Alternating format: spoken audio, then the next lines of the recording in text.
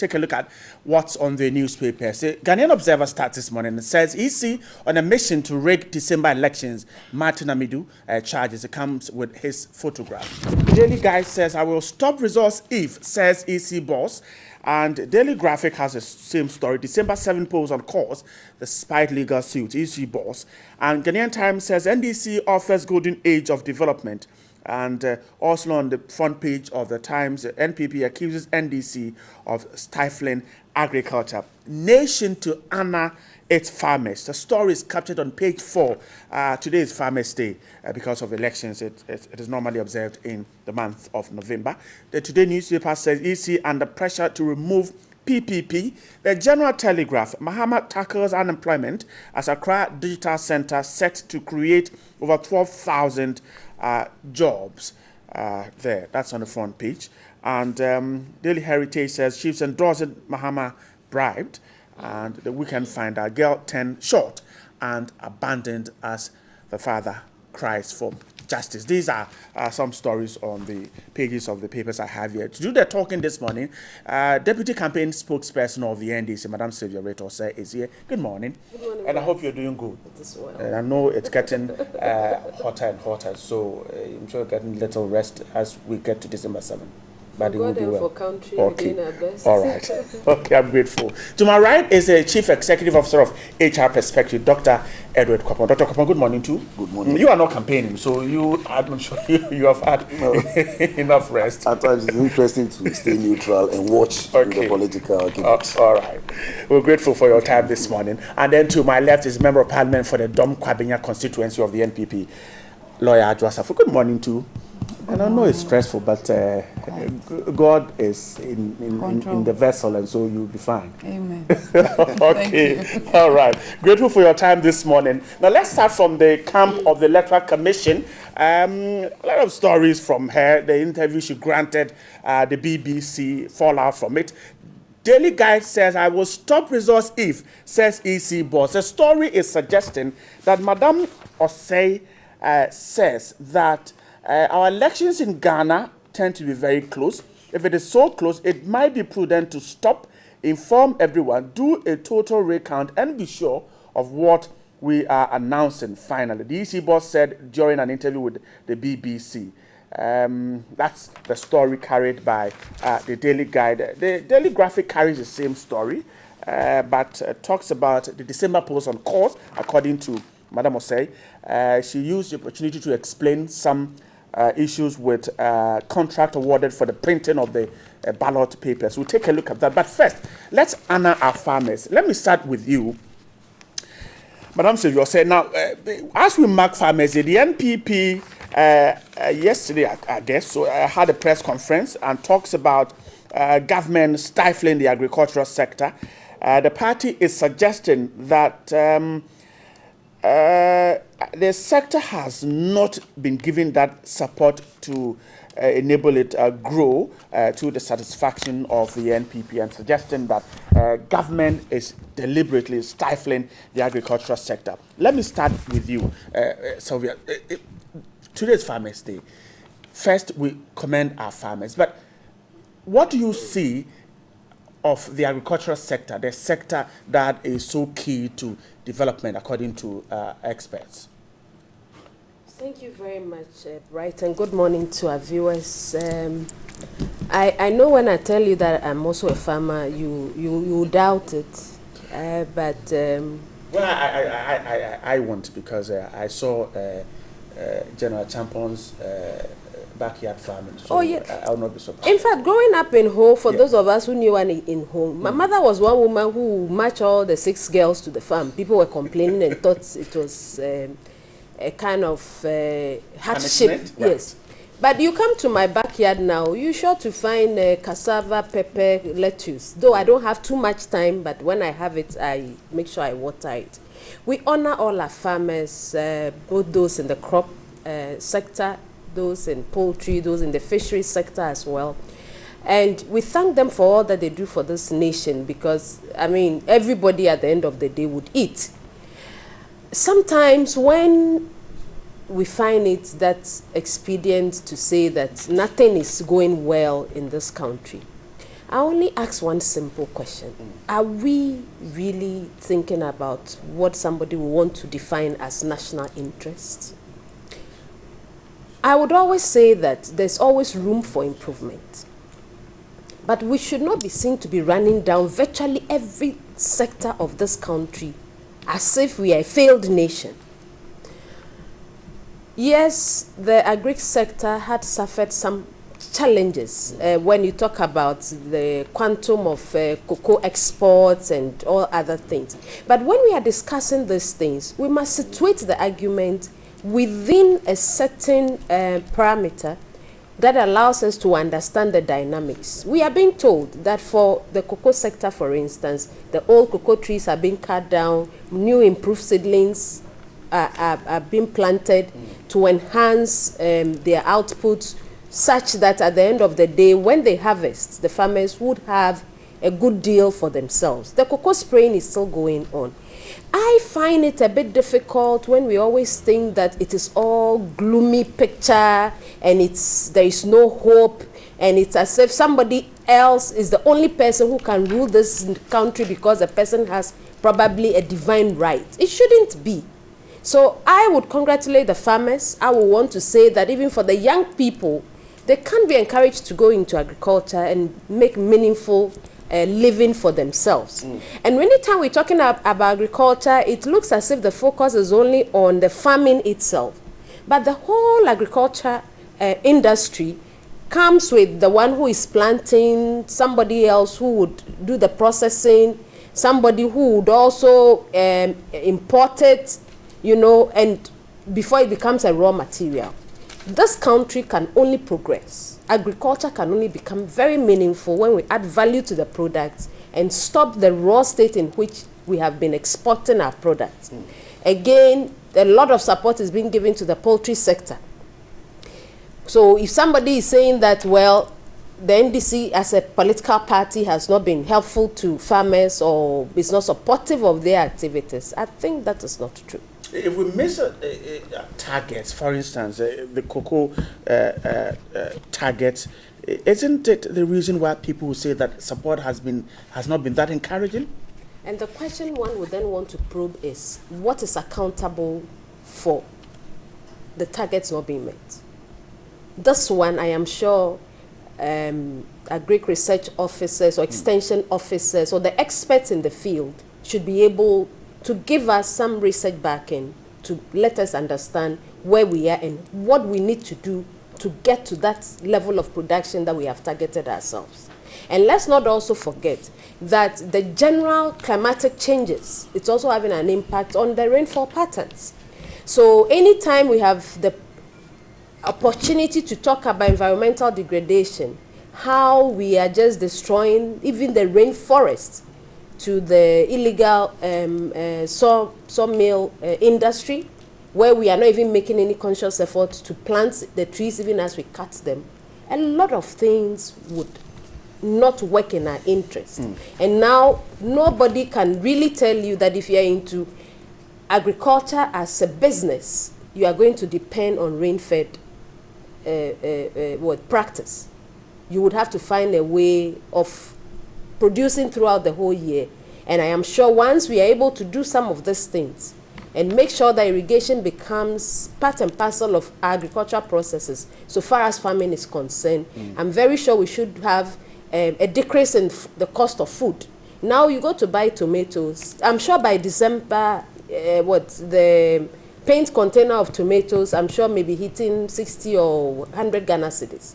That is all because, again, we don't have the type of rainfall pattern that would ensure that we support the agri sector. And of course, for those who may have the resources to even do some form of irrigation, how many of them can afford it? And that is why the whole concept of a service center that the NDC is proposing, that is going to help farmers, let them pay half the cost of tractors and have access to other farm implements. From already the fertilizer distribution is still going on. So it becomes very difficult to accept some of these assertions that are thrown around every now and then. And I just want to say that if you think you have what it takes to do agriculture, you will never make a loss if you actually do your work well and also market it well. And you tie this in also to the cocoa roads issue, that where there are farming areas and they have good access roads, will cut down on post-harvest losses. People would be able to get these foodstuffs to where the consumers are located. It should not get rotten so that people would just make outright loss. It will not be good for them and their families. All right, I'm grateful. Adwa, let me come to you. The NPP points to the fact that in 2008, agriculture grew at 7.2%. Yes, and in 2015, 2.4%, and concludes based on that, that then suggests that the sector isn't doing well, even though the government says that from in negative growth, we have risen to 2.4, and that shows that things are improving. Very well. Good morning to your lovely viewers, and then a good morning to the people of Domikwa Binya and to all farmers in my constituency and the whole of this country. I say congratulations for the good work that you've been doing to support us with our food security in this country. My brother, having said that, yesterday the minority caucus in Parliament, the ranking member on the Committee on Agriculture, Dr. Efria Kuto, led the discussion, the press conference on the issues. And my brother, we were not speaking to things that generally should be done. And as my sister was going on and on, I kept asking myself, who is in government? Is she in government, or what she as a government, her government ought to do is what she's talking about, which is lacking. And that's exactly what our press conference addressed.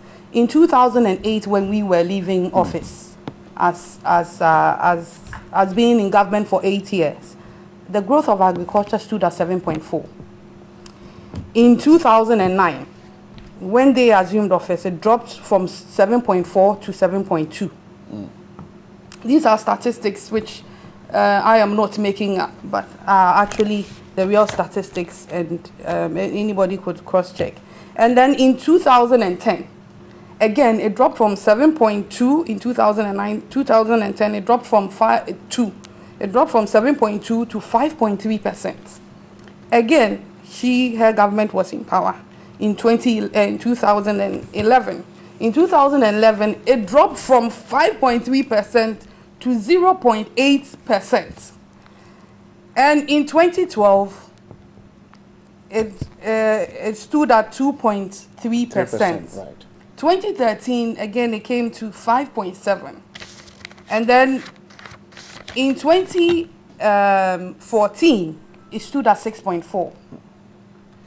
In 2015, in the budget that was presented by their Minister for Finance in Parliament, the projection that they made for agriculture was 5.8%. That was the projection. They were targeting that it will grow to that level, although they had been declining over the years and it's been fluctuating. It goes up, it goes down, and it has gone down to 0.8% before in this country, agriculture. But they were only able to achieve 2.4%. Projecting 5.8, they achieved 2.4%. What it all goes to show is that, indeed, this country is a country that over a period of time, agriculture has been the backbone of this country. And all over the world, everybody is talking about food security, everybody is talking about growing agriculture and all that. So if I am in government and I have left you with a record of a growth in agriculture at 7.4%, I expect that if you're providing Ghanaians with a better Ghana agenda, and you are actually thinking that you will do better than the government that you took over from, it should be growing, it shouldn't be declining. And it is a shame to us as a country that agriculture, which is the backbone of our country, if we're going to feed, if indeed industrialization is going to go on, if the value added is going to go on, if we are going to process foods that our farmers has been able to grow and harvest, all of this depends on what we put in place as a government to ensure that indeed we are supporting agriculture for it to grow at a rate that is expected, then I do not see anything wrong with the NPP saying that indeed, give us another chance. We will grow agriculture again. This is the government who has come in and agriculture keeps going down. Our farmers are not being motivated. Our road networks to farming areas, a lot of our farming products stay where they are harvested and they rot. And our road networks are bad in these areas. And we have a government who have published a green book and is going around saying, we have done this, we have done that. If indeed you have done it, the statistics should support it. Numbers don't lie. It is not propaganda. And Dr. Baumia has said time and over again that you cannot run this country with propaganda. The reality will catch up on you. And indeed it is. Even when they project, they are not able to meet the target. Is it that gloomy? Is it a gloomy picture? Oh, it is that bad. My brother, if I leave you with a growth of 7.4 and you can go to 0.8, and in 2015, just a year before, your projection to agriculture was 5.8%, and you are not able to achieve it, you achieve 2.4. Then what are you telling Ghanaians? That this is the government that is not sensitive to the plight of farmers, is not actually putting in place the right enabling environment for farmers to grow and for this country to grow as well. Today, a lot of people go to Cote d'Ivoire and import plantain into Ghana.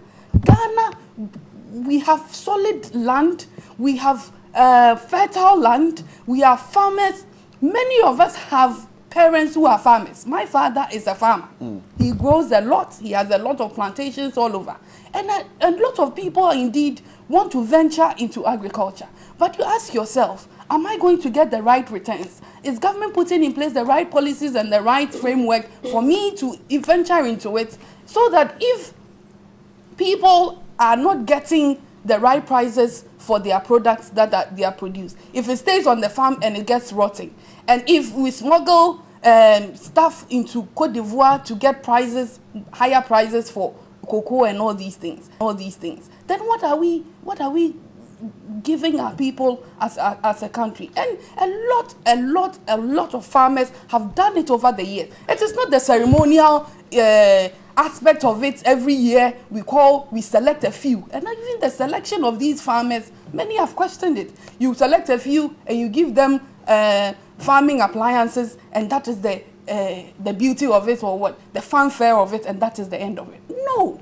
statistics are being taken in this country, and if you're saying that you're a government that is friendly to agriculture and to farmers, then the statistics should prove, my brother. Okay. Figures don't lie. All right. So that is what the minority is saying, and we're saying that give us another chance as a government. Just as we left agricultural growth at 7.4 in 2008 when we're leaving office, when we come back, we'll make sure that agriculture grows at a very fast rate. Everybody gets good returns for the farm crops that you spend your time and money farming on the farm, and it won't go to waste. I'm grateful, Joseph, for your submission. Dr. Kopon, so the key thing from the two submissions is that, well, it's not a gloomy picture, but the NPP thinks that it is that gloomy, and that looking at the figures in terms of the growth, we are not doing well. Yes, but let me start off by saying that I want to salute all farmers in this country on this occasion. It is the one event or anniversary that was instituted under the PNDC, and subsequent or successive governments have seen merit in it and have supported it. So I'm happy. I want to salute all farmers. I'm a son of a farmer, and I'm a farmer myself. So I'm proud sitting here and talking about agriculture. Now, again, it's been said that a country that does not recognize its heroes is not worth dying for. Our farmers, uneducated, rural-based, still need to be recognized. And so on the basis of district, regional, national, if you are recognizing them and rewarding them, it's a good idea, and I pray that it's sustained forever. Is it enough? Adequate rewards? Well, you could do better. Okay.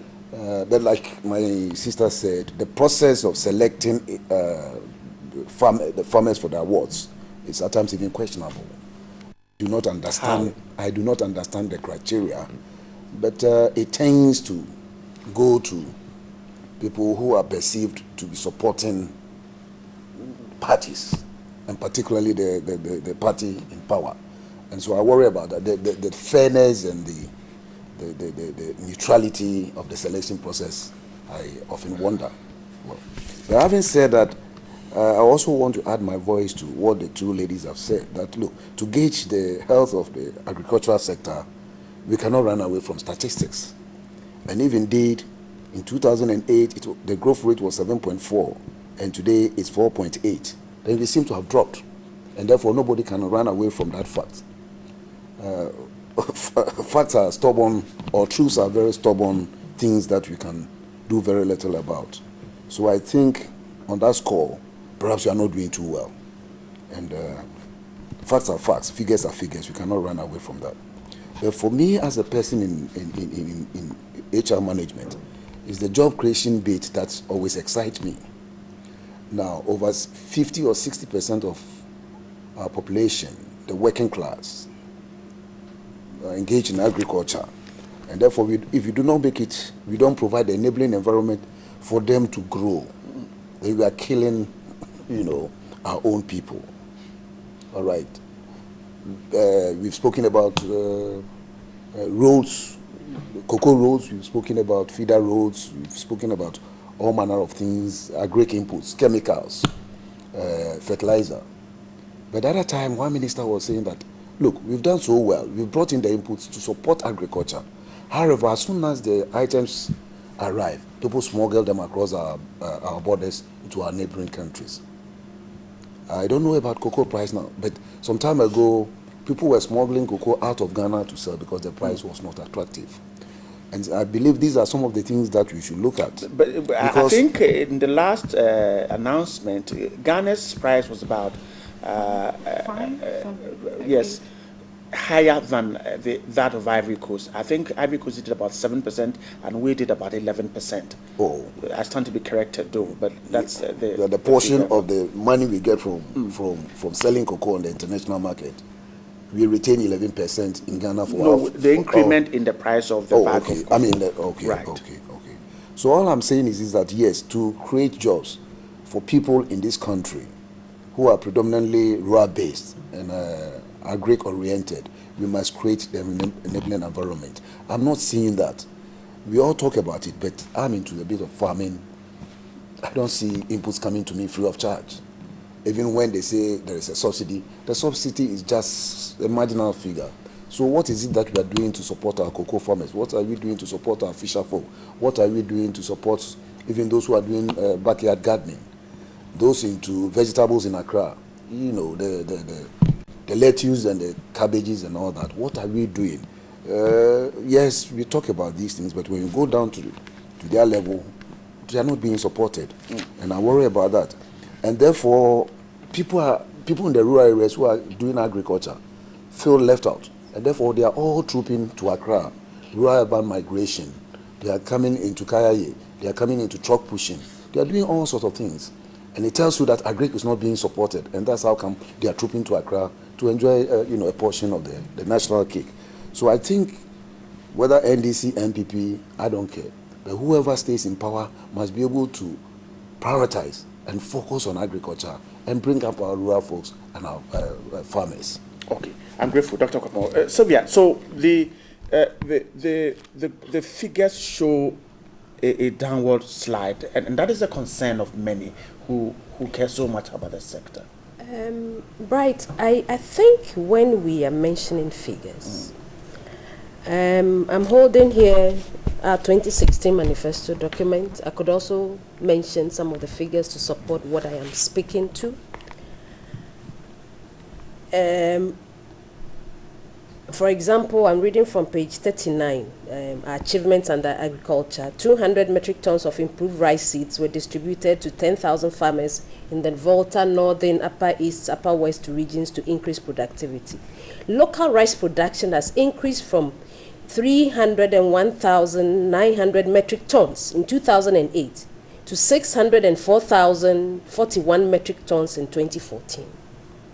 Rice importation has drastically reduced. And what does that mean? What it means is that local farmers are now able to produce rice at competitive prices. That will ensure that we don't change cedis into dollars or whatever currency to import rice. You see, sometimes it's so nice for people to sit at the edge and say that nothing is going well. The slogan every day is "Nkoyi, Nkoyi." And me, I believe in one thing: words are powerful. If you make a positive confession, you get positive results. The fact that you are not in government does not mean that whatever anybody else is doing must be rubbished. No, there is always an issue of national interest, which I have a problem with. I've been on your program years back before becoming a deputy campaign spokesperson, and I'll continue to speak for Ghana, project Ghana, believe in Ghana, and continue to inspire people to believe that we are getting certain things right. And in any case, governance is a process. I don't think that any political party in this country has the magic wand to solve all the problems in, let's say, 4 years. So at the end of the day, my argument is that we are making progress.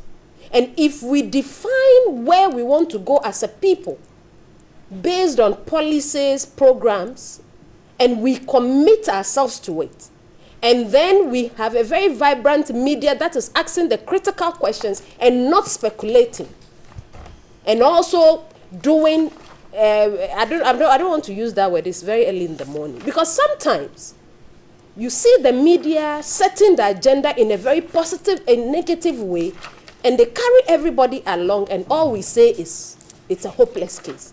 Ghana is not a failed nation, you know. And I believe very strongly that if we all work very hard, if we all work very hard in our various areas of endeavor, and we sometimes get a bit impatient and we think that, well, things are not working, so let's do this. I mean, it's time for political campaign, but we must speak the truth, because when we keep on turning out the lies, people will punish those people who decide that for them they must run down this country. You want to rule this Ghana, but you're running the country down. When you come, where are you going to start from? So for you, the figures are down, but you think that there is hope? There is hope. There is hope. And I believe very strongly that if we enact the laws and we implement them, all these things about not using, what is this fishing net and petroling and all the other things that we are doing that is destroying the little fishes that are coming. If anybody can actually police those policies and make sure that we do what is right, because there's too much lawlessness. You want to carry out any activity and people are thinking you are depriving people of their daily bread, so to speak. But does it mean that we should leave this country to go lawless and not do anything? All right. Sylvia, I'm grateful. All right. Let's quickly move on. Or you want to make a quick reaction? Okay. Just a quick one. I believe that this country is a country which whoever runs it is accountable to the people at the end of the day.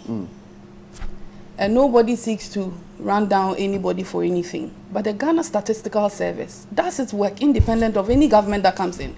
And they give us... Do you believe in the figures of the Statistical Service? They give us the statistical... We are running down allow her. I'm surprised she's making references to I'll come back to you. Because there are economies that they tout so much as a learned person. Baumia has been on record to have actually discredited the Statistical Service. When you were speaking, it wasn't as if I didn't have anything to say. Well, but I'm surprised. I believe that I'm a lady enough. And then no, I'm a lady enough. But if you find it credible enough, it wasn't as if I didn't have anything to say. It wasn't as if I didn't have anything to say. But we were also giggling. It's not talking. You can't stop me from laughing or giggling. And this is a free country. I just stay focused and let's go. So what I am saying is, this is not a country. This is a country where, at the end of the day, you are given a 4-year period, and the sector, all the sectors, the growth that is expected. I did not put in the expected growth 5.8% in the Minister for Finance's budget that he presented to Parliament. I sat in Parliament and listened, and the documents are there in our library, and it's a public document. So if you are a government, and the statistics are showing that in a particular sector, you are failing to meet your own targets, and we are not comparing apples to oranges. I started that we left you with 7.4. I did not say that 7.4, I expect you to grow at 7.4. But at least, when you have put in your own budget that you are expecting to grow at 5.8 in 2015, and you don't meet that target, and you grow at 2.4, and Ghanaians have been diligent and they are discerning and they are looking at agricultural growth, and we are in this country when it grew at 0.8%, you think this is something that we have to clap for the ruling government? I believe we are too discerning and too democratic for that. Ghanaians know what they want. And what we are telling them is that we in the NPP, we have left a track record for everybody to see. And if she is saying that she believes in government, she believes in Ghana, that was a Kufuor slogan in 2008. I believe in Ghana. And what did the NDC say about it? They were rubbishing him, insulting him here, left, right, center. Today she sits on this program and says she believes in Ghana. We all believe in Ghana. But when Ghana is not doing well, when you say and it is not, Okay. and if it is not growing at an expected rate, we ought to say it. That is why we want accountability. When budgets and monies and loans, my brother, yesterday when we were rising in Parliament, the number of loan agreements that came to Parliament and passed, you wonder. We keep borrowing. We left government. If you compare our external debts from independence, 1957 to 2007, it was 9.5 million Ghana cedis. Now, between 2008 and 2009 to 2015, our external debt is just 7-year period. Our external debt is 105 billion Ghana cedis. You are borrowing.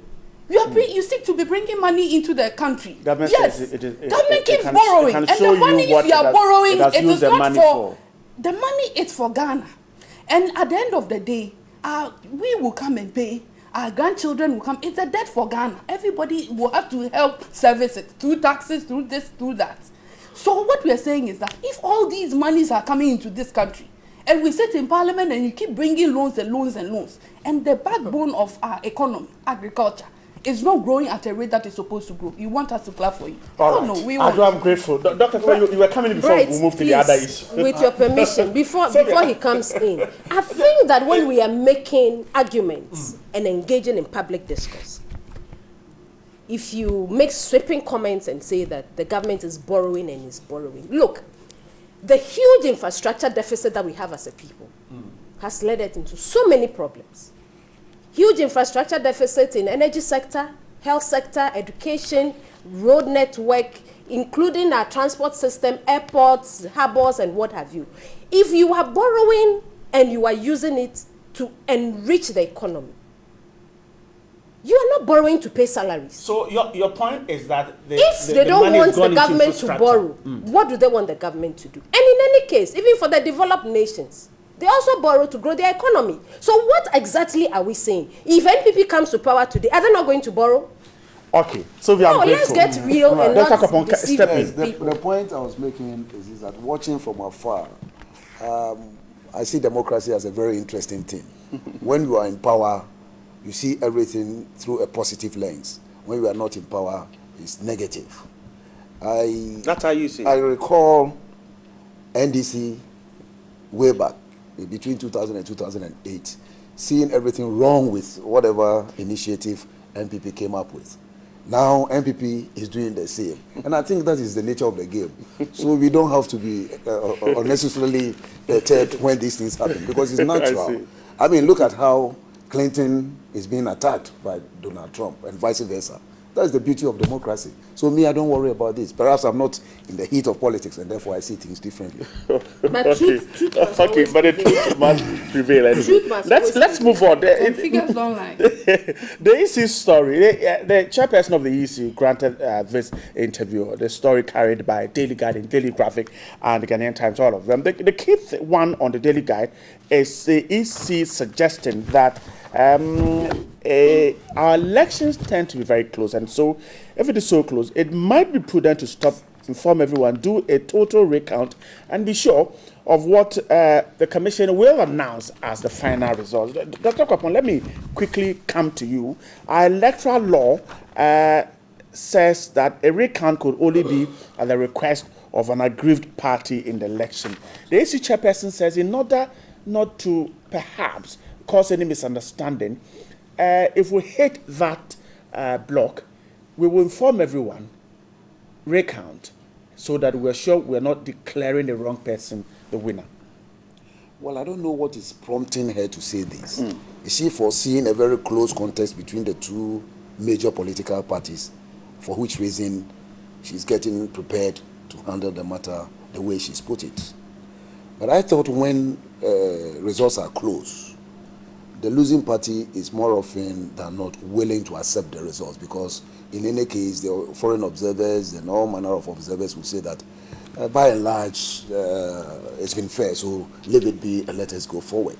It's when there are wide variations, wide differences, that a party may be incensed so much to want to request for a request. In any case, it's not for her to determine a recount. It's for an aggrieved party, from what you said, That's according to our electoral laws. to initiate the process for a recount. So I don't really get it. I mean, I don't know where she's coming from.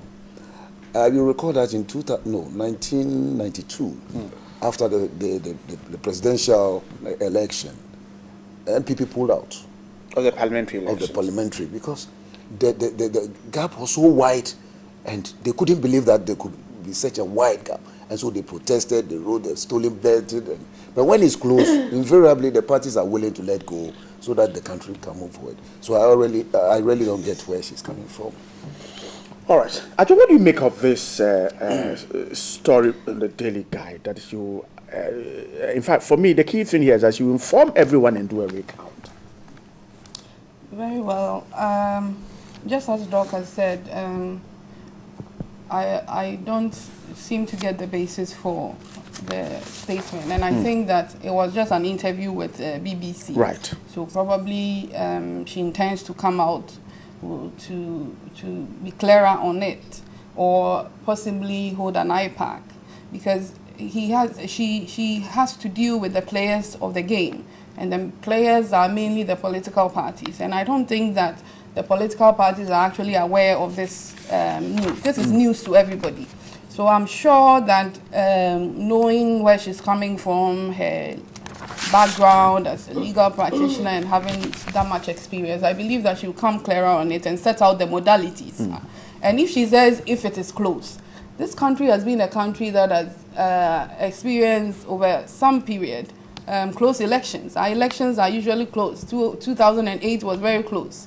2012 the same. So if you say close, I think that she ought to come out clearly and let Ghanaians and the active players in this discourse be aware that if she says close is a percentage, say 1%, 2%, because when you go to the United States, where I trained as a procurement lawyer, I think that various states have different electoral laws, and there are certain states where a percentage of 2% actually calls for a recount. If it is that close, the closeness is between 2%, they will call for a recount. But I don't think that our current legal framework, the CI 94, actually gives her that authority to do so. Usually, the CI 74, CI 72 that we've had, usually a recall for recount actually must be prompted by someone.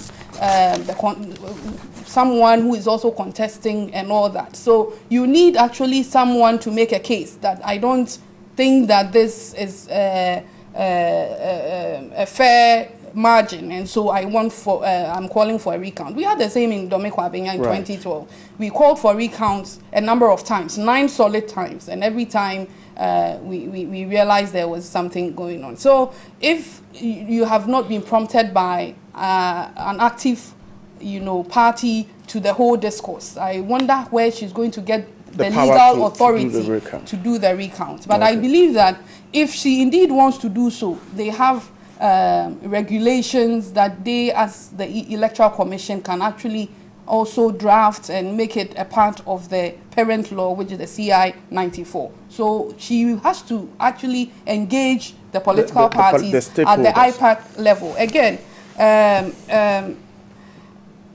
if she is talking about margins Right. the closeness of the margins and all that. I think she ought to be clear. You know, and I want to know which of the elections she's speaking to.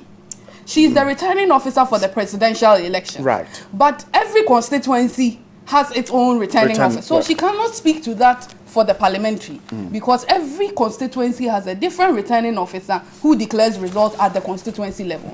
But she is the returning officer for the presidential.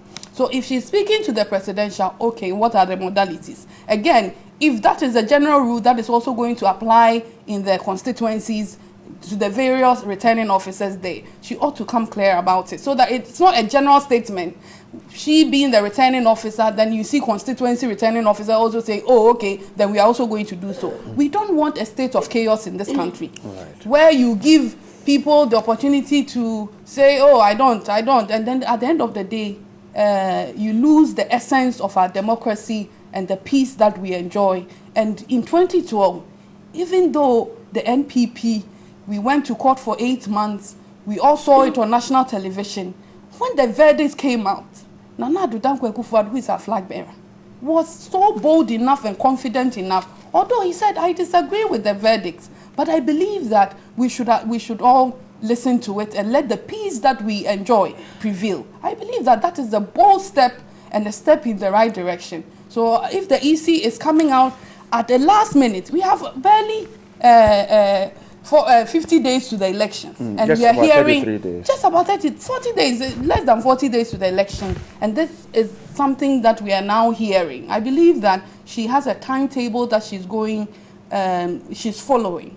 She met us in Parliament. I serve on the Committee on Constitutional, Legal and Parliamentary Affairs. We met the EC. She was there herself. She told us what her schedule was. She's met the Subsidiary Legislation Committee as well. And she's met Parliament as a whole. And we know that the earlier schedule that she gave us, she couldn't follow that schedule. So we have, because of all sort of things. And now she's also bringing in a new thing. At this time, I believe time is of an essence. And if she's introducing something that is new and going to bring a lot of doubts and all that, she should come out specifically with modalities. And I must say that the court decision, the Supreme Court decision that said that the collation sheets should be given to all the political parties, I believe that it's a step in the right direction. It was part of the Reform Committee's recommendations, but it wasn't being followed, and so we had to go to court, and the court has said that. So these are, and there are a lot of court battling with the EC. So to bring in a new thing that might be another attraction for subsequent legal proceedings in court, I think that at this time it is very crucial and it's not quite welcoming. I'm grateful. Sylvia, so the decision, welcoming or not? Which one? The one that the vote will be recounted if it is close. Well, you see, right. Let me start my submission this way. They said human beings by their nature are not good. That is why we have rules to keep us in check. And if we as Ghanaians have agreed that we want to run this country in a very democratic area, you want to encourage multi-party democracy, and you have an institution, it used to be INEC, Interim National Electoral Commission, now Electoral Commission, with a number of very credible commissioners, with a chairperson who, after all the years of saying give women the position opportunity to also serve in the highest position in this land. And Madame Charlotte say, who people are alleging is my elder sister. I am from the Volta region. She's from Zima. I don't know how people can be that cruel to always be linking people to people because you think you share the same surname. I don't speak for the EC, but I believe very much in the institutional reforms and changes that she's bringing to the Electoral Commission. Every individual who loves Ghana must allow the EC to do its job. I can remember to go outside the law? Is that what you're suggesting? Excuse me, I'm developing my point. Okay. From the time she was appointed as EC chair, It was about why she was appointed. Did the Council of State, was the Council of State consulted? All sorts of things. And sometimes I sit back and I'm asking, why do we do this to our fellow Ghanaians? Look, I believe very strongly that she knows what she's doing. Sometimes you hear people saying change is coming. We want change. She wants to implement some reforms at the EC that will give a lot of credibility to our electoral processes, and people have issues with it.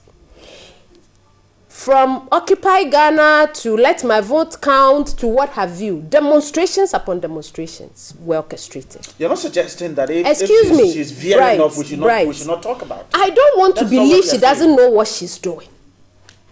And she's not acting as an individual. It is an institution.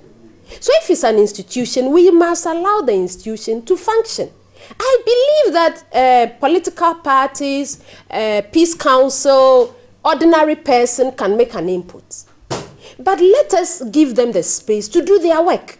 Probably it would be good for you to call the EC public communications director to come and speak to the issues. Right. But my concern is that we should not behave negatively when we feel threatened.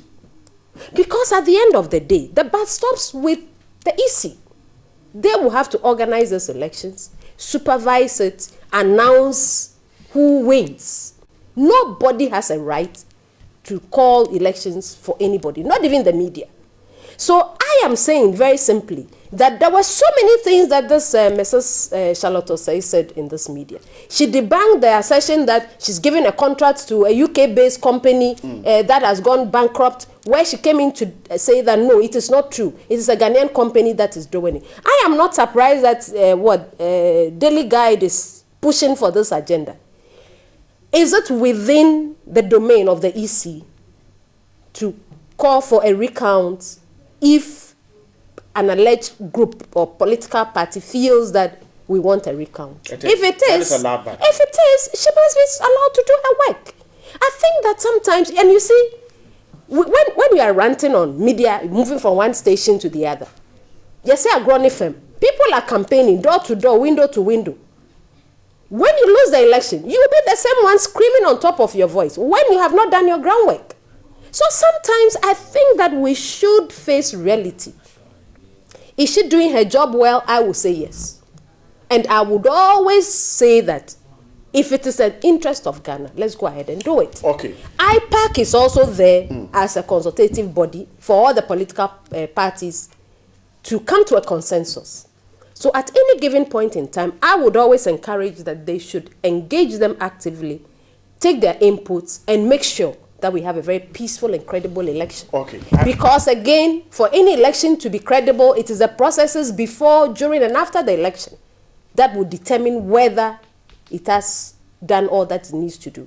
Okay. I've run out of time. Let's wrap up on this one. The Ghanaian Observer has this story that says that EC is on a mission to rig elections. Mr. Martinamitu is said to have said that the disqualification of Dr. Indum and other candidates is a deliberate attempt to rig the elections in favor of the NDC. Dr. Kwapon, in just a minute, some have said this is a reckless comment. Yes, I don't know the basis of this comment. And he's saying that because the EC has disqualified Dr. Indum and 12 other candidates, it is on a mission to rig the election in favor of the NDC. Well, that is a bit far-fetched. Perhaps. If the contest is reduced to the two leading political parties,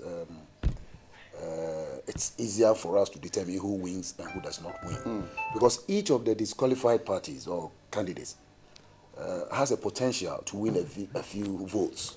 And depending upon his background, for instance, Dr. Indum was born out of CPP. Dr. Mahama, PNC, right. Also. So if they are going to take a chunk, if they compete and take a chunk of the votes, it might affect NDC's fortunes negatively. So if that is the angle he's coming from, then I can understand. But generally, who knows who is going to vote for who? And at the end of the day, yes, it's like a market survey. if the market is for just two operators, yes, they share it in certain portions. When a third party comes in, immediately your portion will reduce one way or the other. And the likelihood that the other parties will have taken some votes can affect the fortunes. And perhaps he's impugning motives to the fact that most of those disqualified parties might be sympathetic to the NPP, and therefore disqualifying them gives a better opportunity for NDC. But even if they are and they have done the wrong thing, they should not be disqualified. Well, they should be disqualified. I agree that they should be disqualified. And I don't know whether I'm permitted to comment on a case in which a ruling has been made. Look, what's the ruling has been made? Yes. So I'm saying that, look, the law requires, and it's a shall, so it's a mandatory kind of imposition on you to make sure that if somebody commits a mistake in filling the forms, you give him the opportunity to come and correct. You didn't do that. And so the court is saying that, well, since you didn't do that, you have flouted your own rules, and therefore give them the opportunity to go and correct. You are saying that because of timelines and the game plan that you have drawn up, you cannot allow that. I worry about that. And I also say that, look, during the 2008 petition, the EC itself, Dr. Afarijan, admitted that certain administrative lapses. 2012. The petition, yes. Yes, 2012, yeah. Certain mistakes were made, but they were administrative, and they were pardoned. So if parties have done the same, why wouldn't you pardon them and give them the opportunity to correct and come along in the competition? Okay. And I'm really, really, really surprised that institutions that make a huge impact on this nation are quiet on the matter, even after the ruling. I'm talking about the Catholic Bishops' Conference. I'm talking about the Peace Council. What are they doing? The chiefs, the leading chiefs in this country, can they make a comment to the effect that, look, law is law, but at times it's like industrial relations. You don't think it should the be law reserved is there, for the court but at to times deal with when it? emotions are high, you drop the law in favor of peace. And when it comes to matters of power and money, people get easily agitated, and they can cause confusion. They can disturb the peace of this country. So we expect them to come in and make some statements to ensure that we move forward. I'm grateful. I have run out of time. Just 1 minute. Mr. Martinamidu's comment and the fact that some have suggested that once he doesn't have that evidence, it is reckless. I would just quickly say that we can't completely and outrightly just rubbish what he has said. Mr. Amidu, an astute lawyer for that matter, a senior colleague at the bar for so many years, has once been the Attorney General, and we have seen his work when it comes to fighting of corruption. He was a man who so handedly brought in this case and the Woyome and all that. And I think that he was once a member of the NDC. He is now with the NDP. We're not sure where he is now. Okay. So wherever he is, I believe that whatever assertion that he's making should not be completely thrown off board. We should speak more to it and ensure that we all want a free, fair, and credible, transparent elections. So if some parties seem disgruntled and they go to seek redress at the law courts, definitely the law lies in the bosom of the judges, and they would interpret it and give subsequent orders or declarations. We've seen Dr. Papa Kwesi Indum. He went to court. The court made subsequent directions. He be given the opportunity to actually get onto the correct the and all ballot that. paper. So we have a precedent, and I'm told that the EC has appealed. It's actually contesting that decision in a higher court. So we also have to bear in mind the timelines that we have.